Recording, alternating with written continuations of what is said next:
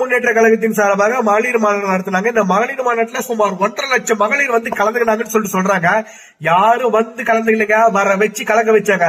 எப்படி நான் சொல்றேன்னா, ஒரு பெரிய வயசு இருந்தாங்கன்னா அவங்களுக்கு வந்து அவங்களுடைய கட்சியினுடைய கலர் ரெட் அண்ட் பிளாக்ல சாரி, அவங்களோட சின்ன வயசு இருந்தாங்கன்னாக்கா அவங்களுக்கு வந்து சுடிதார் ரெட் அண்ட் பிளாக்ல சுடிதார் கொடுத்துறாங்க.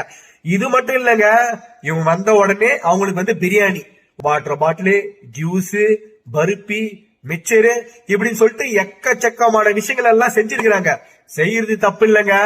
நீங்க காசு கொடுத்து வர வைக்கிறதுக்கும் தானா சேர்ற கூட்டத்துக்கும் நிறைய வித்தியாசம் இருக்குது.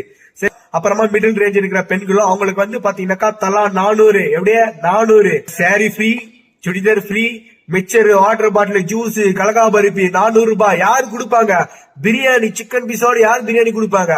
இப்படி கூப்பிட்டு வர வச்சு கூட்டம் தாங்க இந்த மகளிர் மாநாடு. இதுதாங்க திராவிட மாடல் ஆட்சி. எந்த ஒரு தமிழக வெற்றி கழகத்தின் சார்பாக யாருமே சரி, யாருமே அவங்களே அவங்களோட வருமானத்தை விட்டுட்டு வந்து ஒரு தலைவனுடைய கொள்கைகளையும் அவன் தலைவன் என்ன பேசுறான், மக்களுக்கு என்ன செய்ய வரான்ற விஷயத்தை கேட்க வர்றதுதாங்க தமிழக வெற்றி கழகம். எந்த ஒரு காசு கொடுத்து கூட்டம் கிடையவே கிடையாது. காசு கொடுத்து கூப்பிடுற கூட்டம் கிடையாது எங்க தமிழக வெற்றி கழகம். திராவிட மாடல் ஆட்சினா இப்படிதான் இருக்கும் பாருங்க.